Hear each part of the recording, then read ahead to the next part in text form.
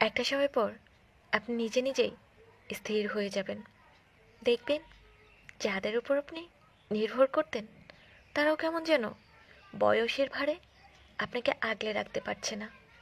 নিজে নিজেই বুঝতে শিখে যাবেন অভিমানের, অভিযোগের বয়সটা অনেক পেছনে ফেলে এসেছেন।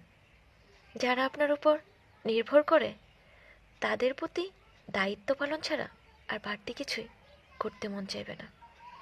কারো উপহাসে মন খারাপ হবে না। মন খুলে বাঁচতে চাইবেন, কিন্তু পারবেন না। ব্যস্ততা বেড়ে যাবে। লম্বা শিডিউলের মাঝে কোনো একদিন হয়তো আয়নার সামনে দাঁড়িয়ে দেখবেন আগের জৌলুসটাও নেই চেহারায়, আভিজাত্য নেই পোশাকে।